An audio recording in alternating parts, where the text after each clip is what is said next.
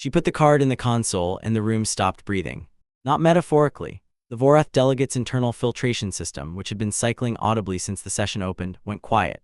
The Senali and the observer's tier pressed their acoustic filaments flat against their skulls. Even the Dreth, who communicated partly through the vibration of their chitinous secondary skin, went still in a way that registered on Praith's instruments as a measurable drop in ambient frequency.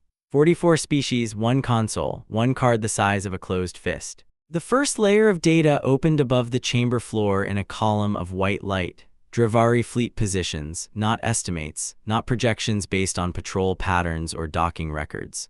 Individual vessels named, coordinates precise to the kilometer, current as of 6 hours ago. The Hegemony's conquest array, mapped in its entirety, hanging in the air above a room full of species that had spent the last 48 hours calculating the acceptable price of surrender. 19 conquests, that was what the Overlord designate had behind him. 19 civilizations absorbed, their territories folded into the Hegemony's expansion record the way a ledger absorbs a column of figures. 2 human colony worlds were supposed to be next. Pelavar Station and the Undrel settlements, 44 million people who had no idea that 72 hours ago, a council of 44 species had begun the quiet arithmetic of deciding whether to give them away. The second data layer opened. Supply routes, fuel depot coordinates. Maintenance schedules for every major Drivari warship class annotated, cross-referenced, accurate. On the holographic feed in the upper tier, the Overlord designates bioluminescent jaw seam, which had been burning at full intensity since the session began, the way it burned in every conquest briefing, every tribunal, every moment of his life in which the outcome was not yet technically formalized, dimmed. Not much. Enough to notice if you knew what you were looking at. Accord Watcher Selen Praith knew what he was looking at. He wrote it down. Stay close, the part that scared them most wasn't the ships. 96 hours earlier, Praith had been filing routine observation records in the archive sublevel of Karun's shelf when the silence changed quality. That was the only way to describe it, or rather, it had never needed a description before because it had only happened once in 210 years of his life, and he had been 12 years old at the time and had not yet learned to recognize it for what it was. The silence before catastrophe is not the absence of sound. There is always sound on Karun's shelf. The station breathes, its environmental systems cycling through the pressure requirements of 44 different atmospheric preferences, its structural framework expanding and contracting against the thermal gradients thrown off by the dead neutron star's accretion disk. Amber light comes through every exterior window, permanent, unchanging, the color of late afternoon on a world with a sun that never sets. The station has been here for 600 years. It has watched empires form and dissolve like weather systems. Praith had been watching for 210 of those years. He was already walking toward the assembly floor when the emergency bell sounded. Not because he had been warned, because he had been paying attention. The bell had rung 31 times in his tenure. He had records of all 31, filed and cross-referenced, annotated with his observation notes, the names of the delegations involved, the nature of the threat, the eventual resolution. 31 emergency sessions. He knew their rhythm. This one felt different before it started. His thumb found the edge of the document in his hand and began moving. The chamber of the Meridian Accord had been designed by a civilization that no longer existed. Praith had spent 4 decades researching which one, and the consensus among Tharuvian archivists was that it had been the Velith Compact, a multi-species administrative collective that had achieved genuine galactic governance for approximately 300 years before fragmenting along resource lines, in a way that every subsequent political entity had studied carefully and ignored completely. The Velith had built the chamber to accommodate everyone.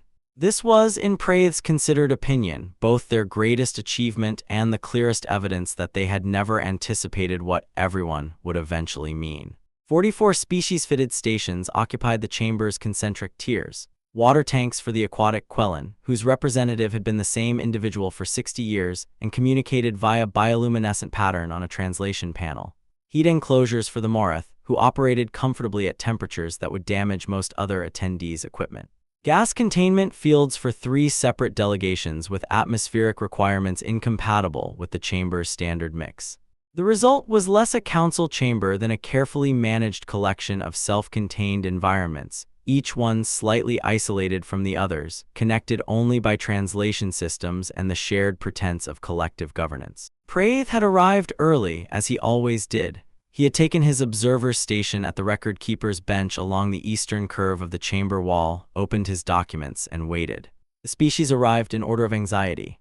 The Vorath delegate came first. Sith Orin, a tall, translucent-skinned individual whose internal bioluminescence communicated emotional state to anyone who knew how to read it, took his seat and immediately opened his wrist tablet. He began running calculations. He had not looked up from the tablet since. The Dreth delegate, Mosavar Realm, arrived next, moving with the careful slowness that characterized his species on land but concealing, in the slight elevation of his chitinous secondary skin, something that Praith recognized after decades of observation as the Dreth equivalent of white-knuckled tension. Reln sat. He did not open any documents. He placed both dense, insulated hands flat on his desk and stared at the chamber's central floor. The Senali delegation arrived together, as they always did, in a tight cluster of small, silver-white figures with fur-like filaments and large acoustic receptors. Teva Khan, their primary delegate, found her seat and was crying before she sat down. This was not unusual. The Senali expressed fear openly, loudly, in frequencies that some species found uncomfortable. Most of the council found it undignified. In his margin notes, Praith wrote, "The crying delegate is the only one in the room I entirely respect." He had written some version of that line at every emergency session where the Senali were present. He had never submitted it in an official report. The remaining delegates arrived in a pattern of accelerating urgency, each entrance timed slightly shorter than the last, species after species filling their stations with the particular quality of stillness that meant everyone was doing calculations they did not want to share aloud. The chamber was full and quiet and profoundly afraid before the session had formally opened. Then the last delegate arrived. Councillor Averden walked in carrying a document case that she set on the floor beside her chair without opening. She took her seat at the outer ring of the chamber, the smallest station, the most recent addition to the concentric tiers, positioned where the junior species always ended up, far from the chamber's central console and close to the exits. She placed a slim rectangular object on the desk in front of her, face down, and did not touch it again. Praith looked at the document case on the floor. He looked at the object on the desk. He looked at the human representative, who appeared to be the only delegate present who had eaten a meal recently. He wrote that down too. The Meridian Accord's governing philosophy had a name, though the name was not official. The delegates who practiced it most fluently called it graduated stability. The logic ran as follows: when a powerful species threatened the peace, the council assembled. The council assessed the credible military threat. The council calculated the minimum concession required to remove that threat. Then the council made the concession, sourcing the payment from whatever member species was too small to effectively object, and the peace was preserved. It had worked 31 times. The threatened species had, in all 31 cases, accepted the offered payment. The sacrificed species had, in all 31 cases, been too small to mount effective resistance. The peace had been preserved in the technical sense, meaning no large-scale conflict had erupted between the major powers of the Accord. Whether the species that had been traded found the peace worth preserving was a question the doctrine did not formally address. Praith had been present for all 31 sessions. He had documented them with the precision that 2 centuries of institutional memory training produced. He had, in his official reports, described every session as a successful application of collective security mechanisms. In his private margin notes, which were never submitted and were written in a notation shorthand that no one else on Karan's shelf could read, he had used other words entirely. The Accord's pattern across 6 centuries, he wrote in one of those margin notes placed in the record for the current session, is this: a powerful species threatens, the council assembles, the council calculates, the council gives away something that belongs to someone else. It has worked 31 times. The species who were given away have other words for how well it worked. He was still looking at the human representative's closed document case when the holographic feed in the upper tier activated. The overlord designate of the Dravari hegemony appeared at 3 times life size, rendered in the amber-tinged light that the chamber's projection system used for external feeds. Kareth Ven was 2.3 meters of slate gray plating across shoulders and crown, 4 upper limbs, the bioluminescent seam running jaw to collarbone at a brightness Praith had never seen dim in the 6 times he had observed the overlord designate in session. He spoke at half the speed of most species. He had been asked once in a corridor conversation that Praith had documented whether he ever felt the need to hurry. He had said no. The hegemony's terms are as follows. Ven's voice carried through the translation matrix with the particular flatness of certainty. The 3 systems currently under hegemony administrative authority will remain so, pending a formal reclassification of their status within the Accord's membership framework. In recognition of the hegemony's restraint in limiting its current operation to 3 systems, the Accord will facilitate the transfer of administrative access to Pelavar Station and the Undrel settlement cluster to hegemony jurisdiction. As compensation for the disruption caused by the Accord's hesitation in acknowledging hegemony territorial rights, this transfer will be completed within 1 standard week. If it is not, the hegemony will take further steps to encourage timely compliance. Teva Khan's acoustic filaments were trembling at a frequency Praith could feel in his secondary joints. The Senali delegate was not the only one frightened. The chamber's ambient frequency readings had dropped by a measurable degree, the biological equivalent of 43 species trying not to be noticed. Praith wrote 44 million people, 2 colony worlds, the math that follows. Sith Orin had not looked up from his wrist tablet. The debate that followed lasted 4 hours and 19 minutes. Praith timed it. The Vorath delegate spoke first. Sith Orin set down his tablet with the deliberate care of someone placing a conclusion rather than a device, and delivered a 12-minute address on the necessity of measured responses to credible threats, the historical precedents for territorial compromise as a mechanism of stability, and the economic disruption that would follow any prolonged period of heightened tension in the contested systems. He did not use the word surrender. He did not need to.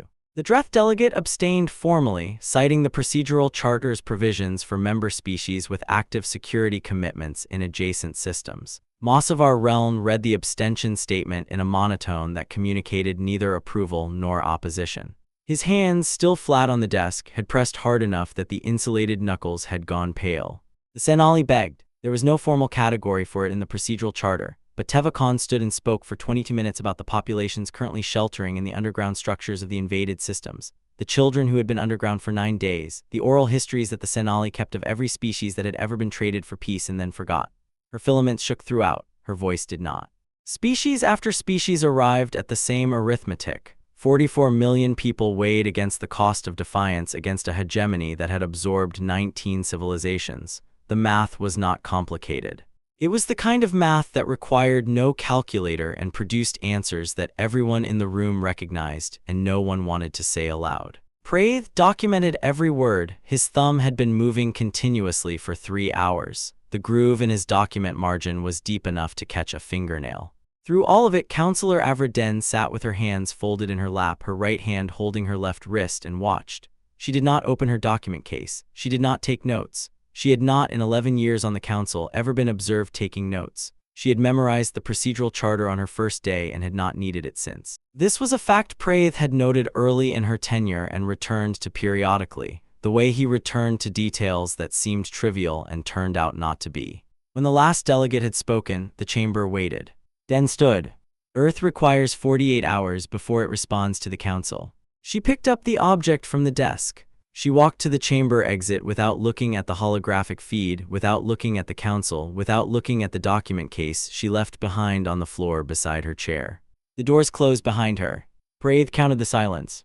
11 seconds, 43 species, and not one of them made a sound for 11 full seconds. He wrote the number down. He was not sure why. It seemed important. The archive sublevel of Karun's shelf occupied a section of the station that most delegates never visited.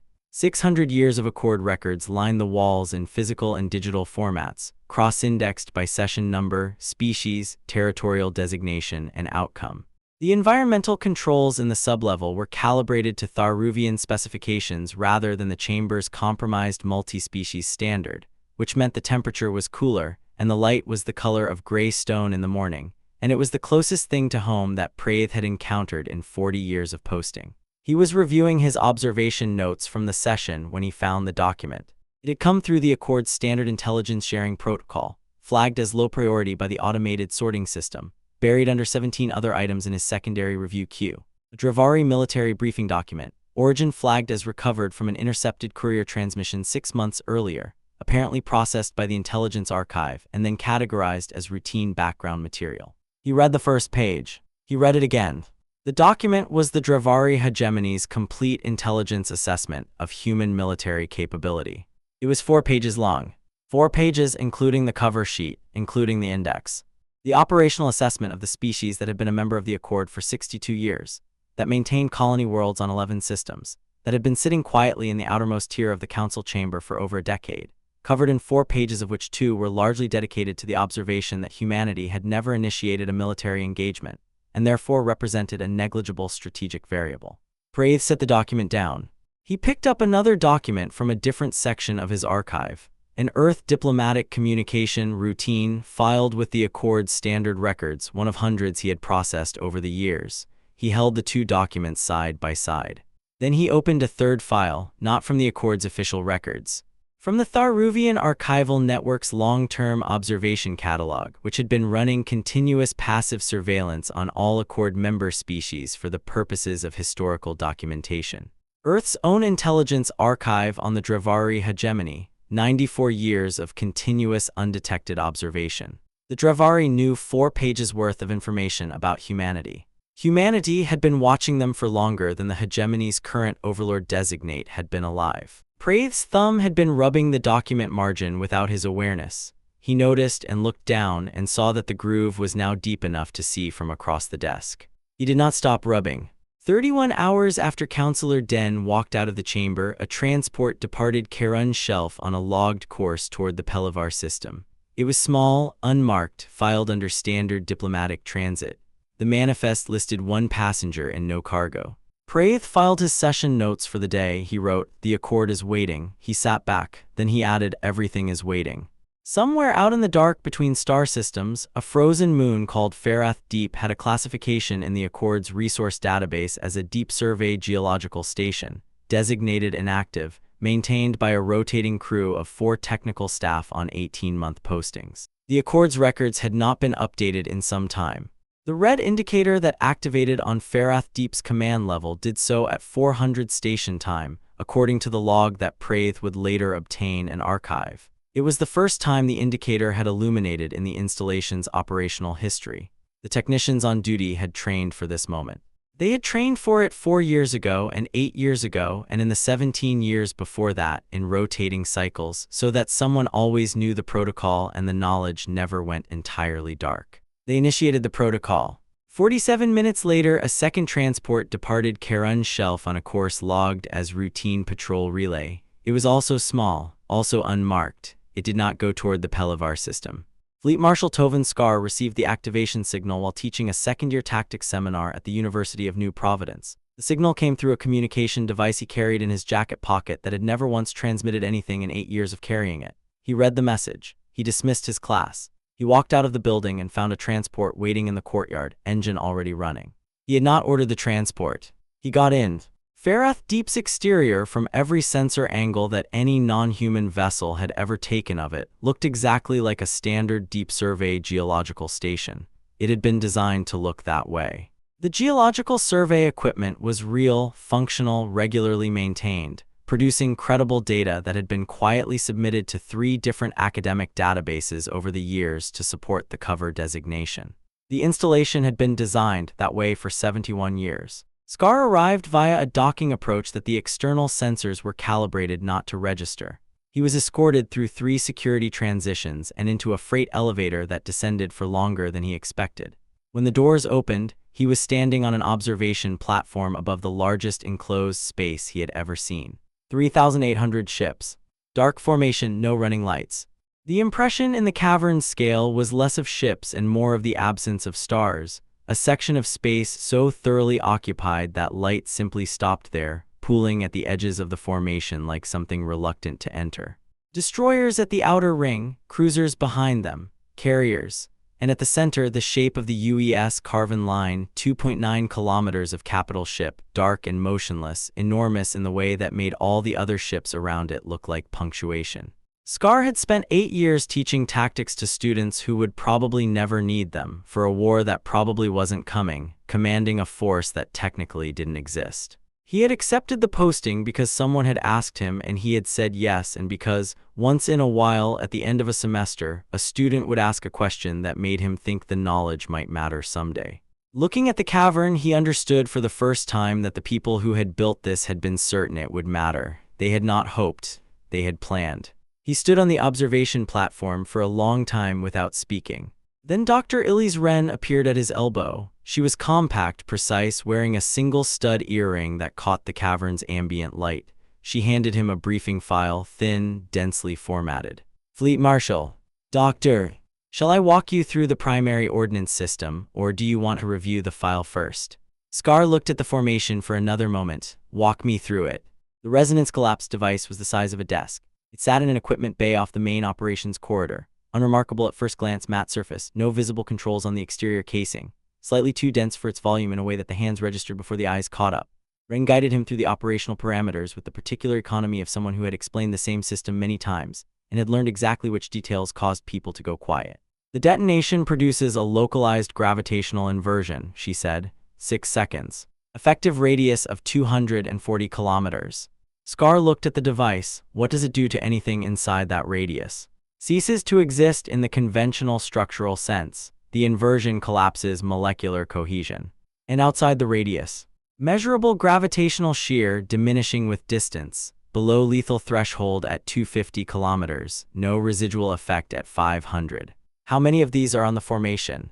Ren touched the stud earring with one finger, enough to make the question irrelevant. Scar looked at her, she looked back. Neither of them said anything for a moment that lasted longer than it needed to. The gravitational signature, Scar said. Is it classifiable? Not by any weapon classification system currently in use by any Accord member species, including ours, technically. We built a new category. Which we haven't shared. He read the rest of the file standing in the equipment bay. When he finished, he closed it and held it for a moment and then set it down on the device's surface. It made almost no sound. How long have you been here? He asked. 6 years, Ren said. This posting, 19 years on the program overall. Scar nodded. He did not say what he was thinking about. That was another thing he had learned in 8 years of teaching tactics. Some calculations you made alone. The border intercept occurred at 1847 station time, 41 hours after Den's departure from Karun Shelf. 3 Dravari heavy cruisers, acting on standing engagement orders from the hegemony's Advanced Patrol Directive, moved to intercept a human patrol group that had been operating in the contested corridor adjacent to the Pelavar approach. The Dravari cruiser's engagement logs, which Praith would later obtain in archive, showed a standard intercept sequence. Identification challenge issued, response received, escalation to weapons-ready status, engagement order transmitted. The engagement lasted 11 seconds. The 7 human vessels did not sustain a single hull breach. The 3 Dravari heavy cruisers produced a gravitational bloom at the precise coordinates of the engagement, and then, in the technical language of the Accord's Emergency Incident Report, ceased to be present. The gravitational signature did not match any weapon classification in any database that any Accord member species maintained. Praith received the incident report at 2103 station time. He read it 3 times. He had been sitting in his archive chair since Den left, eating a meal that had gone cold 2 hours earlier, monitoring the session feeds and the Accord's incident network with the particular patience of a species that measured attention in decades rather than hours. He looked at the incident report. He looked at the document he had found earlier, the 4-page Dravari Intelligence Assessment of Human Military Capability. He did not file any official observation notes for the rest of that night. The Dravari war chamber was smaller than Praith had imagined it. He had assembled, over the years, a composite picture of hegemony interior architecture from recovered footage, diplomatic exchange records, and the occasional structural survey that had been quietly obtained through channels the Accord's intelligence protocols did not officially acknowledge. The war chamber of the Conquest Array's command vessel should, by those records, have been a space designed to communicate authority. High ceilings, deep resonance acoustics, the particular quality of light that Dravari ceremonial spaces used to make everything inside them look inevitable. What the recovered patrol footage showed instead was a room of perhaps 30 meters across, low-ceilinged, functional, occupied by 6 individuals in a configuration that read less as a council and more as a group of people who had stopped what they were doing and were not yet certain whether to start again. Praith watched the footage on a secondary monitor in the archive sublevel. He had obtained it through a pathway he would not describe in any official document. He watched it 4 times before he wrote anything down. Subcommander Prathek was speaking. The patrol engaged a standard intercept, 7 vessels. The engagement sequence initiated normally. Then the gravitational sensors returned an event signature that does not match any weapon type in our classification database, including classified designations. She paused. All 3 cruisers are gone. Gone, said the officer beside her. That is the accurate word. Fleet designate Sarel, who occupied the chamber's central station, reached for the playback control without looking away from the recording. The engagement audio played again. The 11-second window, the sound of 3 cruisers' communication channels cutting simultaneously. The frequency bleed at the moment of impact, not an explosion, Praith noted, not the acoustic signature of any conventional weapon discharge, but a kind of harmonic emptying, as though the universe had briefly subtracted 3 specific objects from its inventory and made no comment about it. None of them went 11 seconds, Sarel said. All of our recorded engagements, every intercept we have on file from the last 40 years, none of them went 11 seconds, all of them went longer. No one answered. The Overlord designates holographic presence in the corner of the chamber had not spoken since the footage began playing. His jaw seemed burned at full brightness. It was the only light in the room that was not functional. "Pull the scout confirmation," he said finally. The scout confirmation came from a vessel that had been positioned for long-range observation at the Ven Korath approach, a standard hegemony intelligence practice, maintained even in systems considered fully secure. What it had recorded, 41 hours after the engagement above the contested corridor, was a gravitational displacement reading consistent with an extremely large number of vessels entering simultaneous dark-running mode at a distance of approximately 600,000 kilometers from the Ven Korath orbital station. The scout had attempted to resolve the displacement into individual contacts. It had stopped counting at 1,000, and not because it had reached the end of the formation. Above the image of Ven Korath, rendered in the hegemony's own scout data, the formation hung in the dark without running lights. It did not need them. It was already visible. Praith sat back in his archive chair and looked at the frozen frame of Korath Ven's holographic face. In 6 documented sessions, including 4 adversarial encounters with Accord member species, he had never seen the Overlord designate pause before speaking. Ven operated on the assumption that he already knew the answer. It was not a posture. It was a genuine cognitive state, the product of 19 successful conquests, a hegemony that had never encountered meaningful resistance, and a career in which every calculation had resolved in his favor. The scout footage played. Ven looked at the formation hanging above his home world. He said nothing for 17 seconds. Praith wrote that down, 17 seconds. He noted that it was longer than 11. In his cabin on the UES Carvin Line, Fleet Marshal Tovin Skar had placed a photograph on the console beside the viewport. Not framed, the photograph was old enough that framing had not occurred to him, or perhaps framing had seemed like a thing you did for photographs of people who were still alive. His daughter had been 9 years old when the Pelivar settlements were formally classified as a non-priority defense zone. He had read the Council's decision in a routine administrative dispatch, the kind that arrived in batches on Friday mornings and were mostly about procurement adjustments and border marker calibrations and the ongoing dispute over atmospheric classification rights in the Yena corridor. The Pelivar decision had been item 14. His daughter had been 9. She had grown up and left and come back and left again, the way children did, and was now 31 and teaching primary school in a settlement that the Accord's current doctrine classified without embarrassment as an acceptable concession.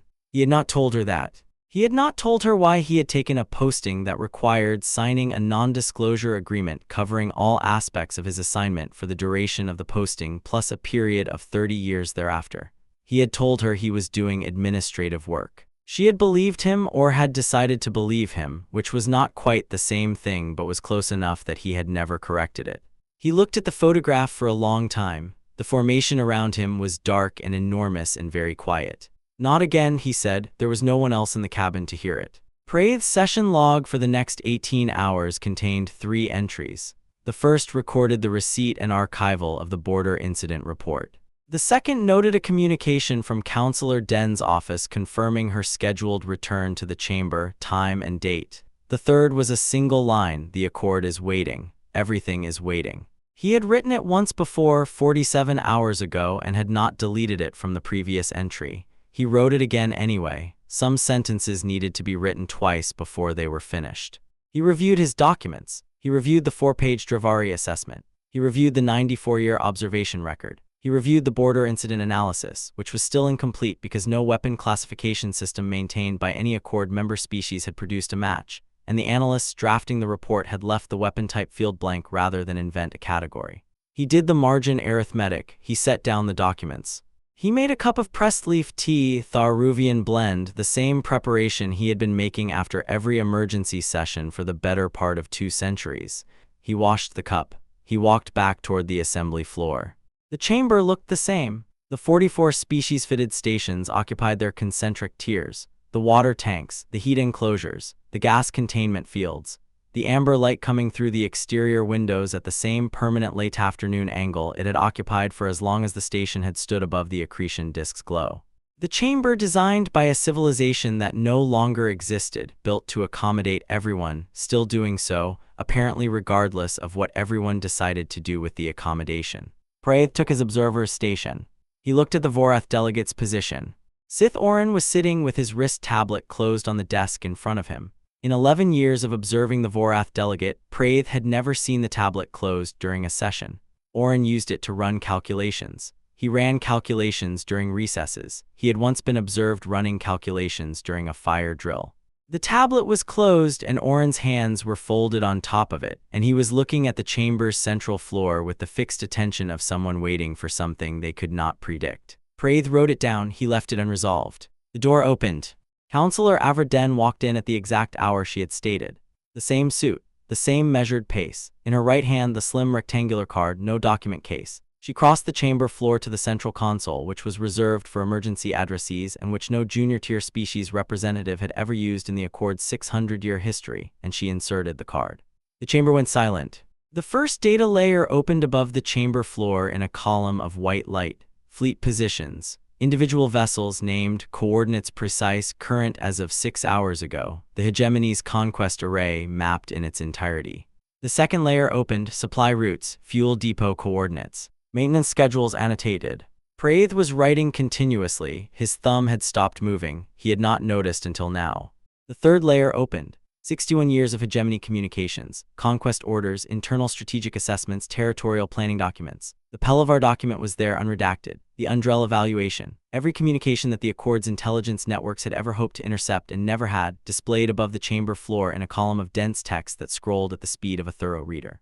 Sith Orin had still not opened his tablet. Mosavar Reln's chitinous secondary skin was fully elevated. Teva Khan was not crying. She was watching the display with an expression Praith had not previously observed on any Senali face and did not immediately have a term for. The fourth layer opened. Not data, not files, a live feed. Above Ven Korath, 3,800 ships in dark formation.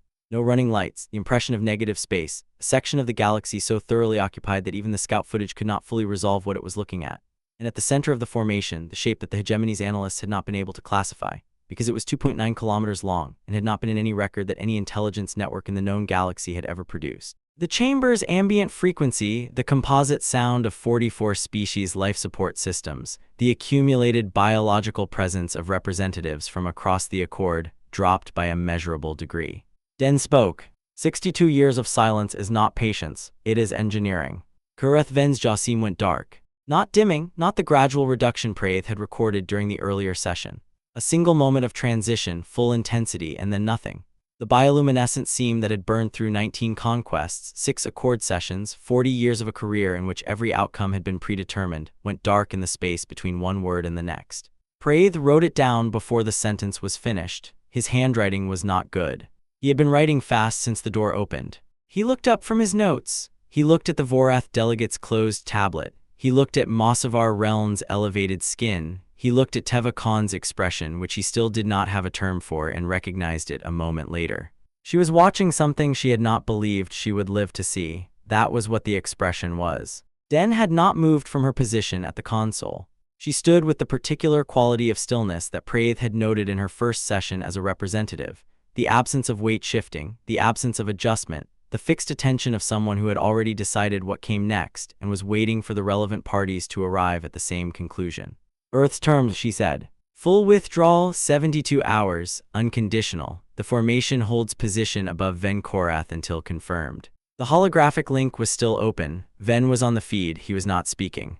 The binding resolution, she placed a second card on the console. All 44 member species, 2 categories of vote, those in favor of full Dravari withdrawal, and those who are not. A pause, the kind of pause that carries its own argument. Earth will wait. The link remained open for another 43 seconds by Praith's count. Ven said nothing during those 43 seconds. The jaw seam remained dark. Then the link closed and the chamber displayed the standard disconnection indicator, and the data layers above the chamber floor cycled down one by one until the room was as quiet as it had been before the card went in. Praith looked at his notes. He had written 7 pages without registering the physical act of writing. He thought of the 4-page Dravari assessment of human military capability. He began to count 11 seconds. He reached 11 and kept going, but the silence was already breaking by then, 44 species finding their voices simultaneously in the fragmented, overlapping way of people who had just watched something rearrange their understanding of the world, and were now individually calculating what that meant. What it meant in the next 6 hours was this. The vote was 44-0. There was no second category. The binding resolution passed under a procedural rule that had existed in the Charter for its entire history and had never been formally invoked because the conditions for its invocation had not previously arisen. The rule required unanimity. The rule got it. Teva Khan was still not crying. She sat with her hands flat on her desk and watched the vote display resolve and then looked up at the viewport, which showed the accretion disk's amber light at the same angle it always showed, and took a long breath that her acoustic filaments translated into a sound somewhere between exhale and song. In the Drevari war chamber, which Praith was no longer watching directly, a process was beginning that the Accord's subsequent records would describe as voluntary compliance with the Council's unanimous resolution. What the subsequent records would not fully capture was the quality of the silence in that chamber after the vote confirmation transmitted. The particular silence of a military command structure that had, in the space of a single session, encountered the first thing in 19 conquests that it genuinely did not know how to process. Prathek was the first to speak, according to the chamber log obtained later. She said, "We're pulling back." Cyril confirmed the order, Ven authorized it. His voice was steady. His jaw seam remained dark throughout. Praith wrote post-session observation regarding Overlord designate Ven. His jaw seam did not reignite during the withdrawal authorization. This appears to be involuntary. I do not have a precedent for this in the record. He filed that note in a category he had created specifically for the current session. He had never needed the category before. The Drevari withdrawal took 31 hours. The ships above Ven Korath pulled out in formation orderly without incident. The 3 occupied systems began their handover process. The Pelavar settlements came back online through their standard communication arrays, none of them aware of what had happened, most of them having spent the last 5 days assuming the communication interruption was an equipment issue.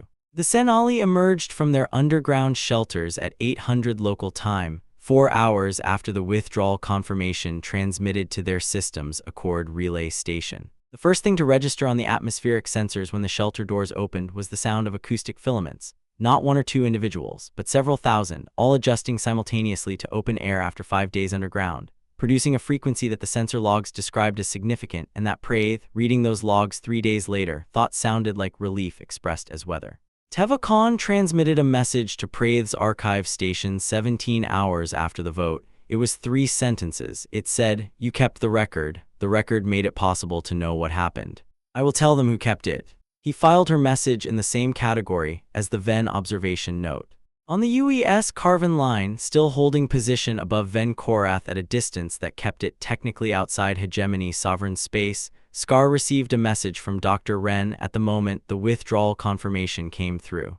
The message was 4 words. We didn't have to use them. He read it twice. He looked at the photograph of his daughter on the console beside the viewport. He set the photograph face down, then he picked it back up. That was the entire point, he said. The stars outside the viewport continued moving at departure speed, the formation redistributing itself from holding position to transit formation, a process that took 3 hours and involved no running lights and produced no sensor signature that any non-human vessel in the system would have been able to resolve clearly, which was also, Scar had come to understand, the entire point. Somewhere below him, a Senali child was asking her mother, who had made the Drevari leave. The mother used the transliteration. The Senali phonological system did not contain the consonant cluster in the middle of the word, so she rendered it approximately the way languages handle borrowed sounds, close enough to be recognized, distinct enough to be theirs. The child repeated it carefully. A child learning a word for the first time does not know yet what weight the word will carry. She said it again, softer, as though trying the sound on for size. The mother confirmed she had it right. Praith learned of this exchange through Teva Khan's follow-up report, which contained a field observation note about the Senali emergence that would not have been in any official document if Khan had not been the kind of delegate who wrote down the things she heard as well as the things she voted on. Praith read the note 3 times. He filed it in the session record under a subcategory he labeled simply, Witness Accounts. He returned to his session log. He opened the file for the Accord's appeasement doctrine, 6 centuries of precedent, 31 prior applications, annotated with outcome notes and procedural citations. The file's official classification had not changed in the doctrine's entire history. He changed it. The new classification read, Prior Practice Superseded, Effective Current Session. He looked at the change for a moment. In 40 years of Accord archival work, he had superseded 9 documents. This was the most satisfying archival act of his career by a margin he did not bother to calculate precisely. He looked at Den's final action in the chamber recording. After the vote resolved and the delegations began their post-session protocol, she had picked up the card from the console. Not placed it in the document case that had never opened, that still sat on the chamber floor exactly where she had left it at the start of the first session. She had slipped the card into her inner pocket, small and flat and not visible once her jacket closed over it. It was not archived. It was not submitted. It was still hers. The following week, Overlord-designate Ven transmitted a direct communication to the Accord's general channel, addressed to the full membership. It was 14 sentences, which Praith noted was longer than any communication Ven had sent to the Accord in 6 years of sessions. Most of the 14 sentences concerned the withdrawal's completion and the hegemony's intent to comply with the binding resolution's terms. The last 2 sentences were addressed specifically to the human delegation. Requested territory. You did not take ours. Ven's voice on the recording was the same even cadence as always, unhurried, complete, but the assumption was gone from it. The quality of certainty that had characterized every previous sentence he had ever spoken through the Accord's translation system. The cognitive state that came from 19 conquests and a career in which every calculation had resolved in his favor was simply no longer present. It was not replaced by anything dramatic. It was replaced by the baseline register of a person who was speaking without knowing the answer in advance. We will remember this differently than we remember our other encounters. Praith transcribed the message in full, added it to the session record, and noted in his margin, AF, transformation confirmed. No reversal of territory, no expulsion, no penalty. He left and is changed. I have no precedent for this either. He had created 3 new file categories during this session. He thought he might need a 4th eventually. The Accord's next scheduled session was 48 days away. The chamber would fill again with 44 species and 44 accommodations, the water tanks and heat enclosures and gas containment fields, the amber light coming in at the permanent late afternoon angle. The tier seating would look exactly as it always had. The outermost station, smallest, closest to the exits, the one added most recently to the concentric rings, would be occupied by a human representative. Praith thought about what the chamber would feel like now when the human representative entered. He thought about whether Sith Orin would have his tablet open. He filed his session notes. He held a pen over the margin of the final page for a moment, then wrote 1 line. They gave us the junior seat. We used the view. He closed the file. He put the kettle on. Through the archive window, the dead neutron star's accretion disk threw its amber light across the sublevel in the same angle it had maintained for 600 years. Unchanging, the color of late afternoon on a world with a sun that never sets. The same light that had been there when the Velith Compact built this chamber, and when they fragmented, and when 31 sessions came and went, and when the 32nd one changed the category. The press leaf tea steeped for 4 minutes. He poured it. Outside, 3,800 ships were going home.